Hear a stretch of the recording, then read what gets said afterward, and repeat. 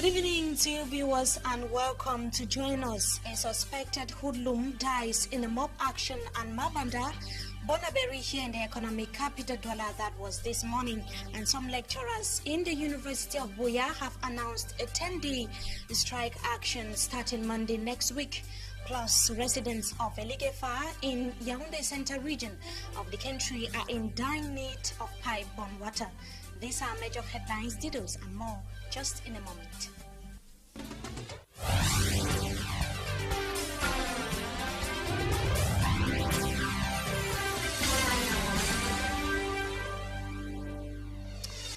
Good evening once again, viewers. We thank you for joining us in this edition of the 6 p.m. newscast on Equinox Television. We begin right away in the economic capital Douala, where an alleged bandit was this morning lynched by angry Mabanda locals, precisely in Bonaberry here in the city of Douala, and the man is being accused of stealing wood, as staff lady Annabella tells us in the following report. The population of Mabanda locality in Bonaberry is still to come out of shock following the killing of an alleged bandit in Kumba. The thief was reportedly caught stealing planks from a plank depot, and the owner explains that the act had been recurrent.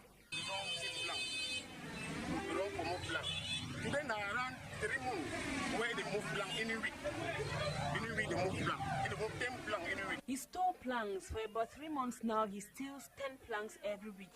And today in the morning I was told that a thief had been caught. I came and I was told that it's the person who has been stealing my planks. This fateful morning, as early as 4 a.m., the angry population got hold of the bandit and battered him to death. The police have opened investigations, and the locals complain the rate of insecurity is always alarming in Mabanda, as security forces are at times powerless to curb the situation. The seemingly insecure people say they use every arm at their disposal to reinstate security in the quarter. And reports from Yaoundé Central region of the country say that calm has returned to the Mendong market after a confrontation unfolded between angry traders and council officials. And it should be noted that scores of persons were injured in the course of that confrontation. And the bone of contention was the collection of taxes, with the angry traders accusing council officials for collecting taxes unjustly. And it took the intervention of security forces for calm to return in the market. And let's take a look at the situation at the Mendong market. We remain in Yaoundé Central region of the country, where roads and even pavements have been occupied by traders.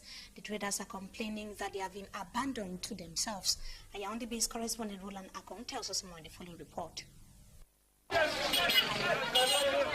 In reality, there is no market in Mendong. Traders are illicitly occupying roads and pavements during the day to exchange goods with buyers.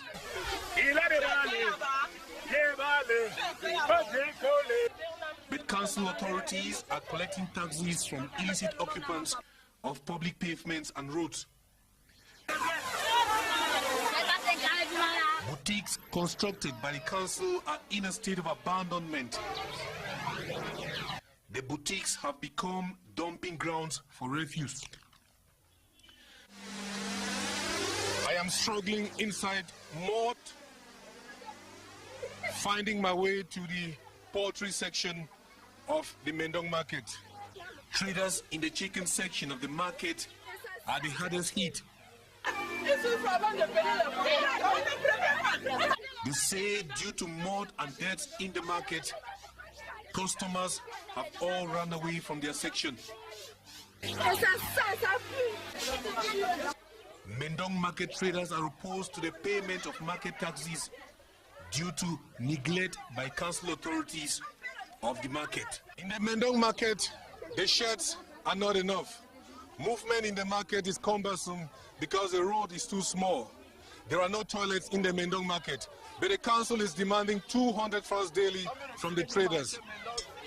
And the traders believe that council tax collectors want to reap where they did not sow. Roland Akon, Equinox TV, Mendong market. Still in Yaoundé Central region of the country, we take you this time around to Elighefa, where inhabitants have resorted to the use of bore wells and are often obliged to go for water of doubtful quality. This is due to the absence of potable water in the locality, with residents fearing an emergence of waterborne diseases. Roland Akon tells us more once again. Bore well is the main source of potable water for inhabitants of the Elighefa quartier in Yaoundé. Taps are running dry in many Elighefa houses due to water connection problem. Inhabitants depend on bore wells to have water for drinking and to carry their household chores. Inhabitants say they clean the wells 3 times a month using l'eau de javel. Nous mettons eau de javel. But the bore wells are advantageous to the inhabitants, especially in a town like Yaoundé, where there are intermittent cuts in water supply. Quand il manque l'eau partout, nous avons l'eau. Elighefa inhabitants have launched an appeal to the government. Je lance un vibrant appel to connect water in the neighborhood for the satisfaction of the inhabitants. Satisfaire le bien-être des populations. Meantime, the Operation Meat Stamping that was launched by the Minister of Livestock, Fisheries and Animal Husbandry in Yaoundé Central region of the country has so far gone into effect here in the city of Douala. Senior reporter Chris Tobin in the following report tells us that the move is to preserve the health of consumers. His report. This stamp on cow meat, now visible on the Douala markets and placed by veterinary inspectors, turned out to be like a new fresh lady that attracts every male onlooker.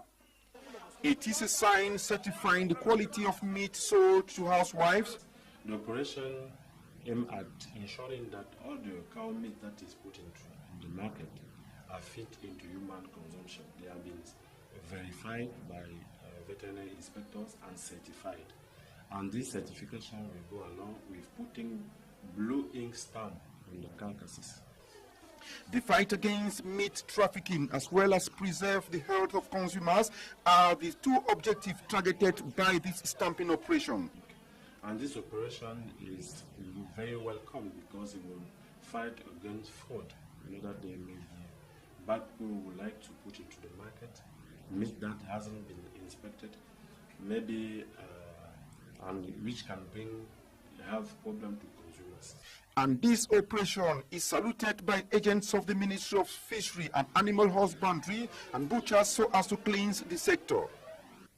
This stamping operation that kicked off some 48 hours ago is not yet known to many housewives, thus necessity for sensitization. In the case that our inspector goes out on the market and see carcasses that are not stamps, it means that it's fraud.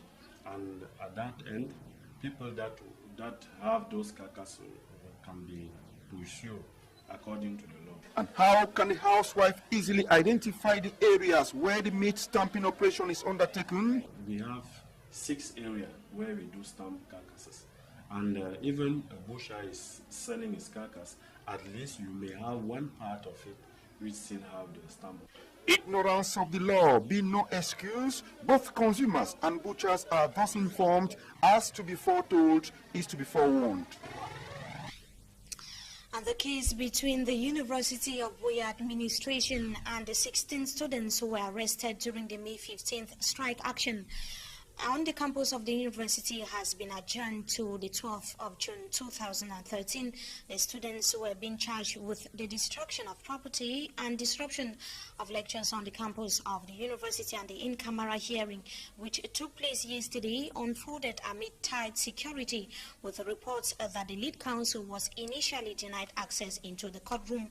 Meantime, the 24 remaining students who were arrested in the wake of the February unrest in the university are before judges, or were today before judges of the Buea Court of First Instance as well, and they are facing similar charges with those of the recent strike action, which is the destruction of property. Like I earlier indicated, this brings to the number, or to 40, the number of students of the said institution that have been dragged to court.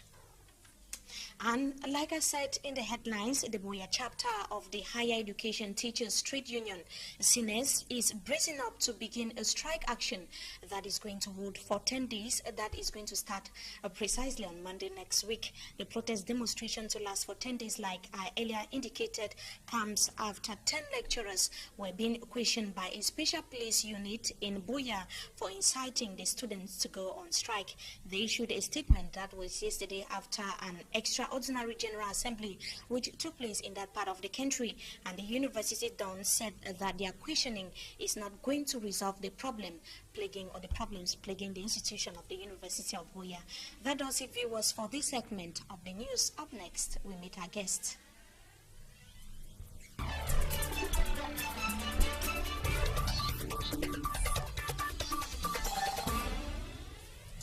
Thank you so much, viewers, for joining us tonight. We are going to be talking about the General Certificate of Education and also the BBC examinations, which kick-started since last week all over the national territory. So far, there have been cases of examination fraud reported all over in some regions of the country, and our guest tonight is the Vice Principal of GBHS Bikoko. Good evening, Mr. Edward Lambe Adamu, and thanks for joining us tonight on Talking Point. Good evening, Mimi. Like I earlier indicated, barely 1 week, almost over 1 week after the kickoff of the General Certificate of Education, the ordinary and advanced levels, there are already reports of examination fraud. So what is actually happening? Really, you know, the idea of fraud is as old as human being himself. And probably this time it's alarming because people started shouting. You know, first of all, most of these guys are victims of the society because we are in a society where everything is diploma, a certificate. And insofar as certificate is brandished as that which qualifies you for whatever, people will use all means that are available to get the certificate. So actually, we're getting into a society where our younger generation isn't as interested in education as it was the case before now. And instead of going for what will help them get the certificates, they look for fraudulent means. So this accounts for it. Impersonation in order to achieve the certificate or whatever, these means are as many as you can count them. Just so that our viewers can understand what we are trying to talk about, there are reports of how many students have been caught writing for others, or many people have been caught writing for others. A case is in the west, it was reported in the west region of the country, and also in Bamenda northwest region of the country, to name but this. And it is actually as a result of maybe many are blaming it on maybe the negligence on the part of school officials. Is that true? Well, I will not say that's true, because the ministry does a lot of things to put in place a lot of things that could avoid cases of corruption or cases of impersonation. You know, from e-registration, as is the case with GCE, a lot of things are put in place. For example, you have an album in school that has the images of all the students who registered in that center. And we have a lot of things like the ID card, the school ID card. If you're an external candidate, you need a national ID card, and you need a certificate of residence in some cases. So there are a lot of things that the government has put in place, and the teachers themselves would like to see their students who have worked well perform. It's so difficult for a teacher, a committed teacher, let me put it as such, because we have a lot of charlatans in the teaching sector, which make people think they're teachers. Well, they're trying their best. What do you mean by they are charlatans? Charlatans in the sense that what do we... encouraging such practices? Well, I will not say they are encouraging. I will say charlatans in the sense that when each individual has a degree, the first thing he thinks of, if he cannot get a piece of job, is to teach. But he's not a teacher and such, because he hasn't undergone any formal training and has not had that training that gives him that conscience to avoid cheating. So those who leave maybe the university or the advanced level and they are trying their hands in teaching, they are most likely to find themselves in such cases, because in most cases they are in private schools where the proprietors do not pay them sufficiently as is required. And at the end of the day, they find themselves in such acts which is condemnable anyway. We don't say that we buy the fact. It's quite unacceptable that a teacher finds himself in that. Talking about measures put in place by the GC board government officials to ensure that the examinations go on hitch-free or without such cases or such fraudulent cases reported. But what is actually the problem, or the question I ask myself is how can a student be able to, how does it happen? Has it happened in your institution so far? Not in my institution. Has it ever occurred? Not only for this year, maybe for previous years? Well, like I indicated at the beginning, cheating in examination is as old as human beings, as old as we know education in existence. But probably the strategies put in place by those who want to cheat do change as time moves on. I want to say that, first of all, there are students who consume their school fees. They didn't spend the entire year at school at all. And they'll look for others to write in their place. We have workers themselves who would like to have certificates that they have not studied for. And those are the cases that would like to pay other people to impersonate and write in their places so that they can acquire that, they can have that certificate, even though they didn't write. Those are some of the cases. So I think the idea here is that there are parents who have promised their children that if you pass, you'll go abroad. And they will want to go even to the underneath of the sea to have the certificate, if it means paying somebody. Properly, if they do not prepare for the exams properly. Sure. Like I said, the young generation is not as interested in education as was the case before now. And so they will look for fraudulent means to have the certificate. Like you earlier talked about maybe charlatans that are in the teaching profession, in quote, I should say, because that is common in so many professions in the country today. So there are reports in some regions of the country how registration fees were swindled by some teachers. Did that happen in your institution? Well, I had learned of it, but not in my own institution. I think in my institution it was clear because we were dealing first with rural students, and they were clear, the conditions were spelled out. We spoke to the parents and the students, and we got their money, registered them. Their receipts were printed immediately, they paid in their money. So it was difficult for such cases to come up. I think what happens regularly with situations like this is that the feeder schools, there's something we call feeder schools. For example, GBHS Bikoko could be a school, a center, accommodation center, and there are other schools around that collect from students and come and pay into GBHS Bikoko. Now, in most cases, the feeder schools, the principals or the teachers at times are very wayward. I will not hide that, but some of them are wayward. In this case, they collect money, and at the end of the day, they don't pay in, they don't register the students. So those are the cases that come up regularly.